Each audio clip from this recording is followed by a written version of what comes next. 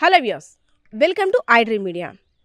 ఈ మధ్య అసలు కొన్ని హత్యలు చూస్తుంటే వామ్మోయ్, మహిళలు కూడా సినిమాల్లో జరిగే సీన్లు తలపించేలా, వాటిని కూడా అధిగమించేలా క్రైమ్ సీన్స్ అయితే మాత్రం ఎలా ప్లాన్ చేస్తున్నారో దిమ్మ తిరిగి షాక్ అయిపోవాల్సిందే వారి ప్లానింగ్స్ చూస్తుంటుంటే. ఎందుకంటే అసలు భర్తని హత్య చేయడానికి ఒక మహిళ ఏంచో డ్రమ్మును ఎంచుకుంది, ఇంకో మహిళ ఏంచో ఏకంగా హనీమూన్ టూర్ని ప్లాన్ చేసి అక్కడ కొంతమందిని అక్కడ బెత్తాయించి అక్కడ వారితో చంపించేసి ఏమీ తెలియనట్టు నంగనాచిలా పోలీసుల దగ్గర నాటకాలాడింది. రీసెంట్గా విశాఖపట్నం జిల్లా భీమిలి నియోజకవర్గం వలందపేట గ్రామంలో ఒక మహిళ తన భర్తని చున్నీతో ఉరివేసి వడదెబ్బ కారణంగా నా భర్త చనిపోయాడంటూ వగలమారి ఏడుపులతో అందరినీ కూడా నమ్మించడానికి ప్రయత్నం చేసింది. అయితే ఎక్కడో డౌట్ కొడుతుంది ఈ మీదంటూ పోలీసులు మొత్తం కూపీలాగా అసలు బండారం అంతా కూడా బయటపడింది. సో భీమిలి నియోజకవర్గం వలందపేట గ్రామానికి చెందినటువంటి సూరిబాబు, అదేవిధంగా నాగమణి 8 సంవత్సరాల క్రితం పెళ్లి చేసుకున్నారు. ఇద్దరికి కూడా సంతానం లేదు. అయితే కొన్నాళ్ళు ఇద్దరు కూడా చాలా అన్యోన్యంగా సరదాగా సంతోషంగా గడిపారు. ఎవరైతే నాగమణి ఉందో తను ఒక నూడిల్ షాప్లో వర్కర్గా చేస్తుంది. కొన్ని రోజుల తర్వాత భార్య మీద అనుమానాన్ని పెంచుకున్నాడు సూరిబాబు. సో భార్య ఎవరితోనో మాట్లాడుతుందని, తన మీద అనుమానం కలుగుతుందని తిను ఇద్దరు కూడా తగాదాలు పడడం స్టార్ట్ చేశారు. ఇద్దరు కూడా పెద్ద మనుషుల దగ్గర సిట్టింగ్ వేసుకొని తమ యొక్క సమస్య పరిష్కారం కోసం చాలాసార్లు ప్రయత్నించారు. బాగానే ఉండేవాడు. మళ్ళీ తర్వాత అనుమానం అనే పెనుభూతాన్ని మనసులో పెట్టుకొని తిని టార్చర్ చేయడం స్టార్ట్ చేసేవాడు. సో నీతో నాకు ఇదంతా కాదంటూ నాగమణి సూరిబాబుతో గొడవపడి శ్రీకాకుళం జిల్లాలో ఉన్నటువంటి తన కన్న తల్లిదండ్రుల దగ్గరికి వెళ్ళిపోయింది. మళ్ళీ పెద్ద మనుషులు తన్ని ఒప్పించి అలాంటిది ఏమీ జరగదు అంటూ మళ్ళీ తను ఒప్పించి ఇంటికి తీసుకొని వచ్చారు. సో ఇంటికి తీసుకువచ్చిన తర్వాత మళ్ళీ యథాస్థితి తదారాజ్య అనేటట్టు సూరిబాబు కూడా ఏదో అనుమానం కోణంలో చూడడం మొదలుపెట్టాడు. ఇద్దరికి మధ్య వాగ్వివాదం జరిగింది, గొడవ కూడా జరిగింది.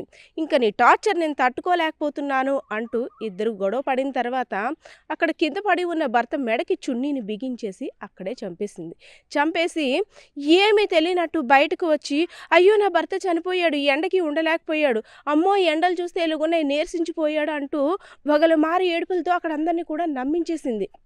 వెంటనే హుటాహుటిన ఏమో ప్రాణం ఉంటుందేమో అని సూరిబాబు యొక్క కుటుంబ సభ్యులు ఆసుపత్రికి తరలించారు. అక్కడ సంగివలసలో ఉన్నటువంటి ప్రైవేట్ ఆసుపత్రికి. అయితే ఆసుపత్రి దగ్గర కుటుంబ సభ్యులంతా కూడా తనని గమనించేసరికి మెడపైన గట్టిగా బిగించినటువంటి ఒక మార్క్స్ని గమనించి వెంటనే ఇదేదో అనుమానంగా ఉందంటూ పోలీసులకి ఫిర్యాదు చేసి కేసు నమోదు చేశారు. సో రంగంలోకి దిగినటువంటి పోలీసులు అమ్మగారి అసలు వేషాలన్నీ కూడా బయట పెట్టారు.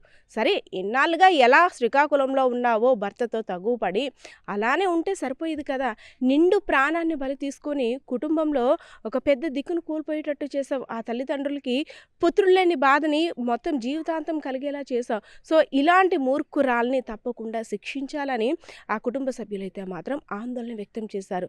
సో పోలీసులు కూడా ఈ కేసును ఒక ఛాలెంజ్గా తీసుకొని అసలు జరిగిన బండారం అంతా కూడా ఆమె నోటితోటే కక్కించారు.